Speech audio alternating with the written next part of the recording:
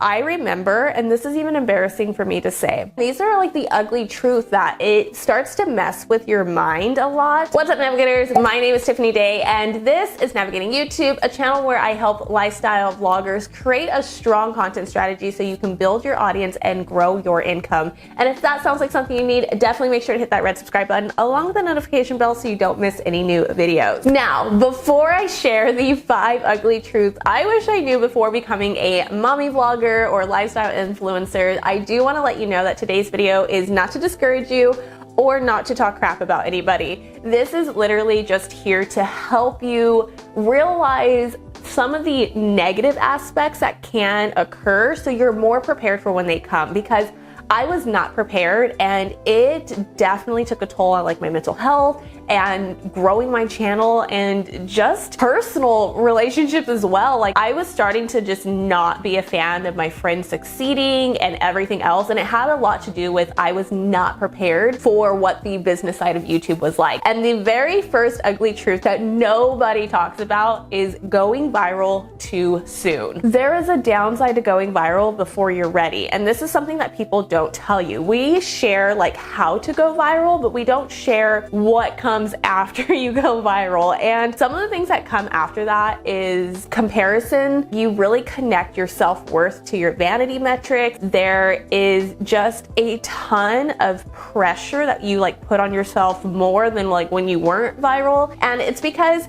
things can happen really fast. And everybody has a different experience when it comes to going viral, and I can only really talk to my experience. But basically what happens is when you have a video that goes viral, YouTube starts to slot you as an authority in that topic. So when it comes to lifestyle creators, generally what you're doing is you're creating a channel centered around your life, your interest, and you're creating multiple different topics on your channel. If one of your categories, say maybe the video of you going to Rush Week takes off and it goes viral, then YouTube has set you as an authority within that subtopic on your channel. And so when you start to post about your dorm room decorating or how you study, you're not going to get as many views as you would if you posted another Greek life video. And that's because YouTube has just set your channel as an authority under this topic. Now, this does not mean you have to scrap everything else and only do content. I just want you to understand that if you do create other content still that's not your viral content, you're going to get less views naturally, and that's completely normal. Just knowing that alone is going to help you out a lot.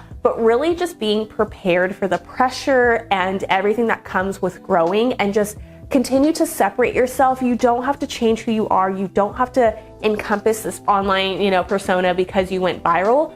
You can still be you. You can still be the creator that you are. Just be prepared that, you may see an upward trend and then your channel will start to die out, and that's completely normal. Just knowing that these things are normal is key.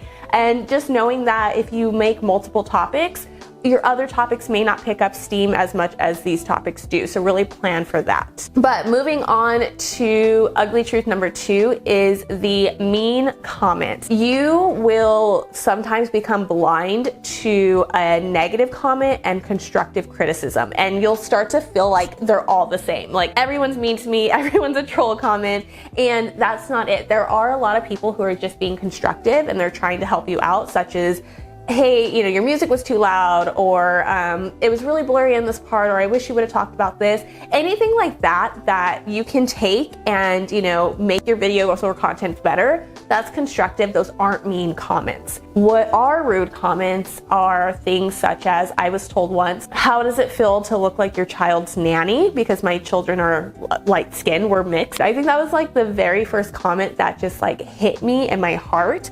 And it's because we do produce things that are so intimate sometimes. The type of content we put out there, we're sharing personal stories, and we do this, not for sympathy, not for views, but to really connect with our audience.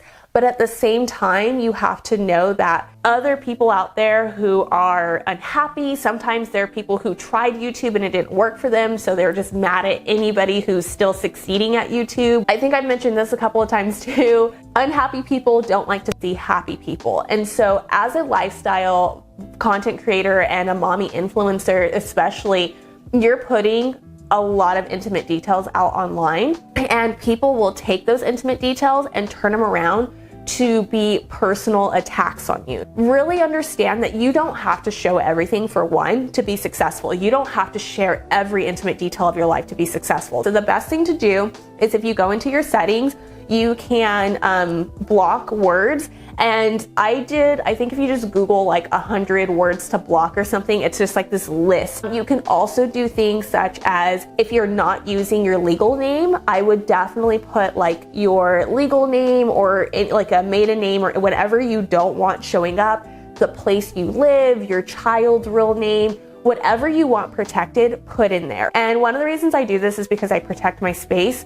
And so my comment section is my space. It is my little piece of the internet. And so when moms come on there, they can read everything that's there. And if I allow negative comments or negative energy to take up space in my comment section, I'm basically telling others that it's okay and they can do it too. And so I did notice once I started really like blocking and deleting and all of that, making sure I'm like moderating my comments as much as possible, I start to see less and less. Partly because most of them go to spam, but because everyone else knows like that energy just doesn't belong here. Okay, I felt like that was a lot, and it goes right into number 3, which is dealing with a lack of privacy.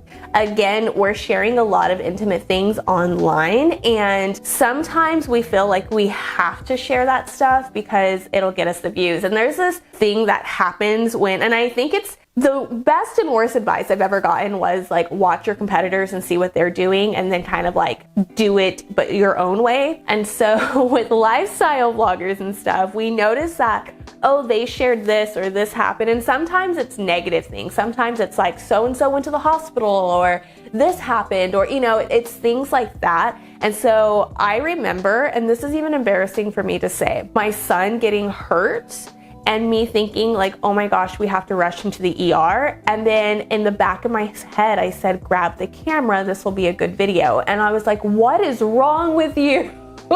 And that's like the ugly truth to things. You start to really think like that. And I have to check myself so much to be like, that's not you. That's not your brand. That's not what we do here. Like realize that some influencers, they don't know how to not cross that line. They step over that line. They step over those boundaries with their family and they dig too much into privacy and it kind of crosses into exploitation and you don't want to do that. Okay, that was like deep. Those last 3 were really deep, but again, these are like the ugly truth that it starts to mess with your mind a lot. You feel like you're kind of turning into a different person and becoming this like persona and you're wrapped up into things. And I just want you to be aware so you don't go down that path because I have almost done that and it's not okay. And it kind of goes into number 4 is the addiction. And it's more than just the addiction of being on our phones constantly or, feeling like we have to have the camera with us 24/7, but it's an addiction of like constantly thinking about these vanity metrics and you're just wrapped up into this world of like YouTube and YouTube growth. And